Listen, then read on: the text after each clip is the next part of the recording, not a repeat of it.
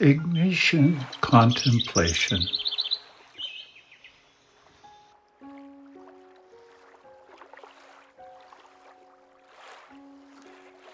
Exercise 22 of Anthony de Mello's Sadhana, A Way to God.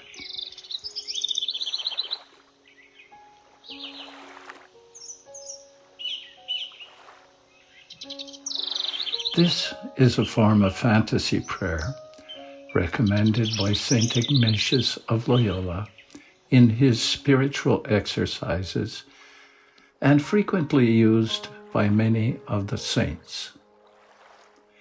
It consists in taking a scene from the life of Christ and reliving it, taking part in it as if it were actually occurring and you were a participant in the event.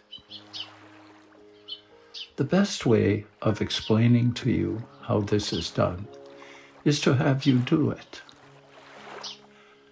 I shall choose for this sample exercise a passage from the Gospel according to John.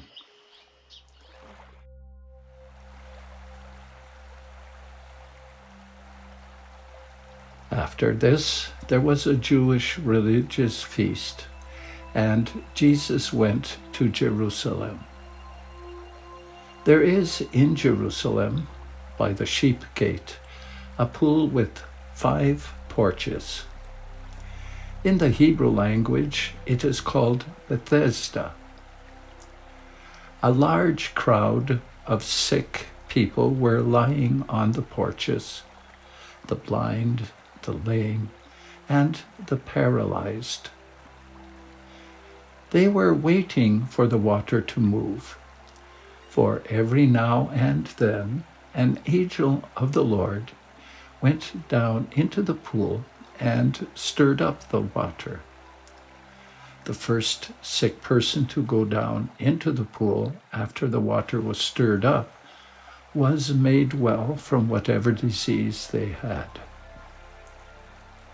A man was there who had been sick for 38 years. Jesus saw him lying there, and he knew that the man had been sick for such a long time.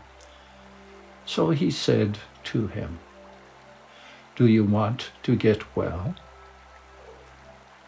The sick man answered, "Sir, I don't have anybody here to put me in the pool when the water is stirred up. While I am trying to get in, somebody else gets there first." Jesus said to him, "Get up, pick up your mat, and walk." Immediately, the man got well. He picked up his mat and walked.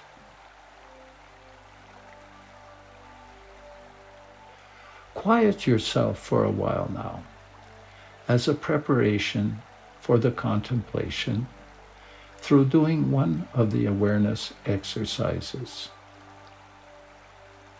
Awareness of your senses, awareness of your breathing,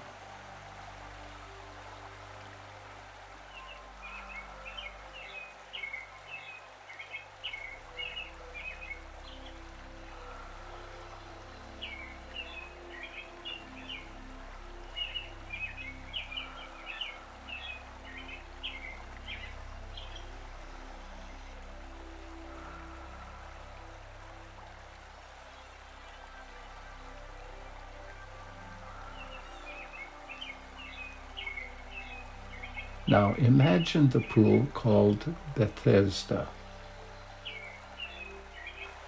The 5 porches, the pool, the surroundings, clean or dirty, large or small. Notice the architecture. Notice the weather. Having prepared the stage, Let the whole scene come to life now. See the people near the pool.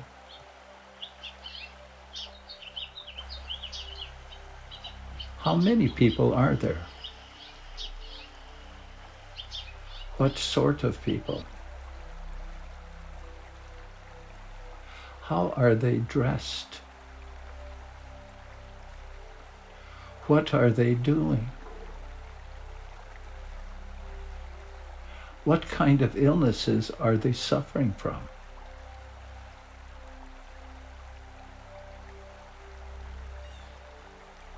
What are they saying? What are they doing? It is not enough for you to observe the whole scene from the outside, as if it were a movie on the screen. You must participate in it. What are you doing there?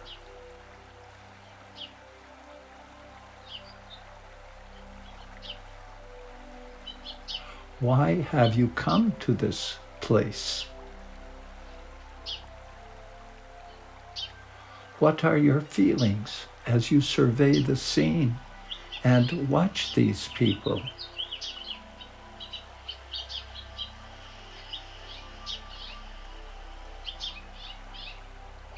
What are you doing? Do you speak to anyone? To whom?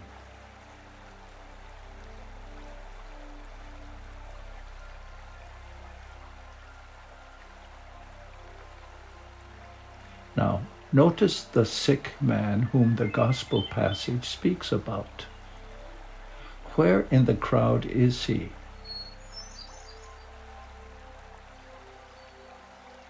How is he dressed? Is there anyone with him? Walk up to him and speak with him.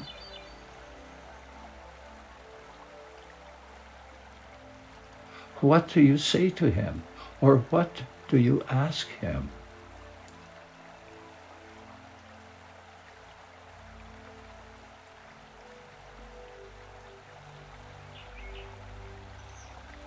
What does he say in reply?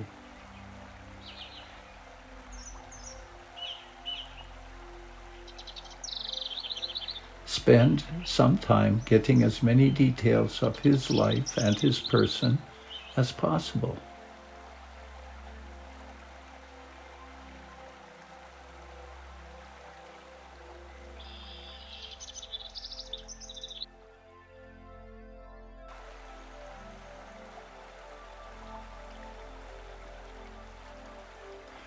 What sort of an impression does he make on you?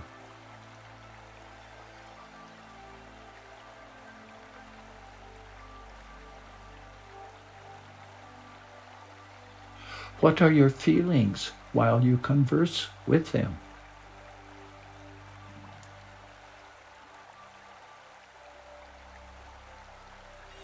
As you are speaking with him, you notice out of the corner of your eye that Jesus has entered this place. Watch all his actions and movements. Where does he go? How does he act?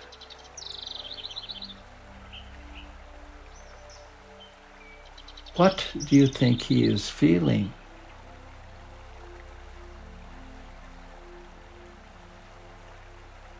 He is coming now toward you and the sick man.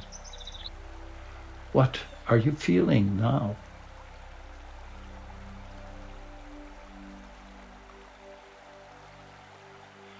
You step aside when you realize that he wants to talk to the sick man.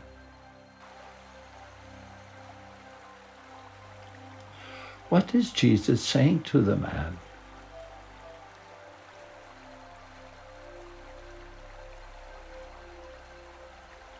What does the man answer?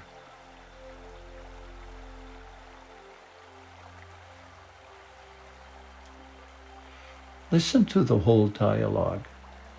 Fill in the sketchy account of the gospel.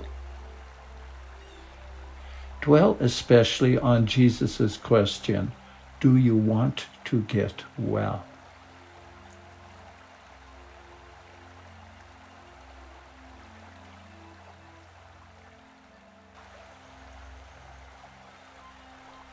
Now, listen to Jesus' command as he tells the man to get up and walk.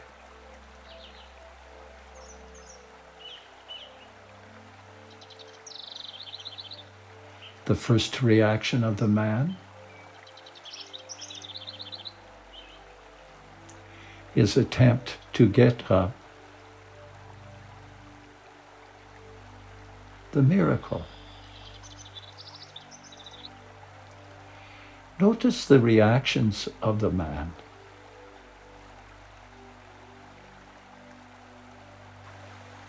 Notice Jesus' reactions and your own. Jesus now turns to you. He engages you in conversation. Talk to him about the miracle that has just taken place.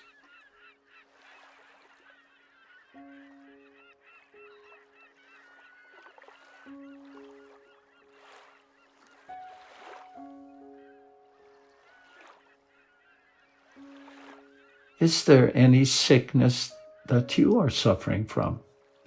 Physical, emotional, spiritual?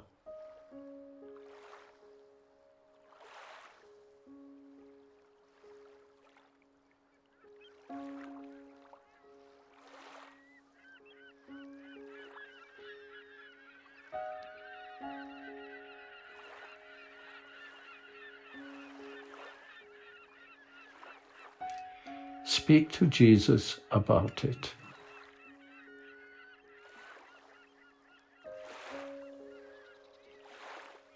What does Jesus have to say?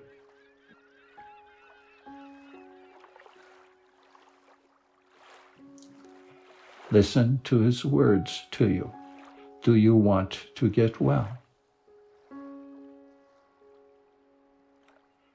Do you really mean what you say when you ask to be cured?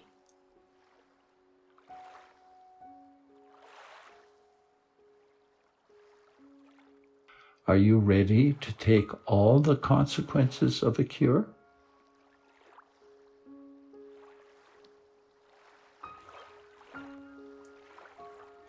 You have now arrived at a moment of grace. Do you have the faith that Jesus can cure you and that he means to cure you?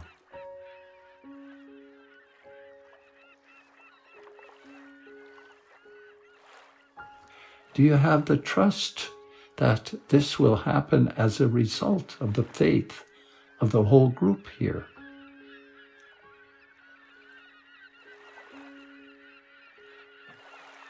Then listen to his mighty words as he pronounces the words of healing over you or lays his hands on you.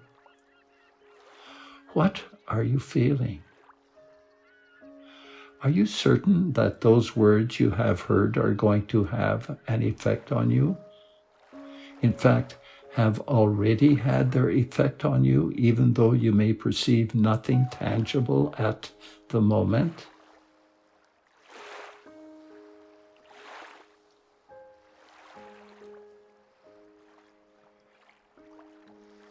Spend a while now in quiet prayer in the company of Jesus.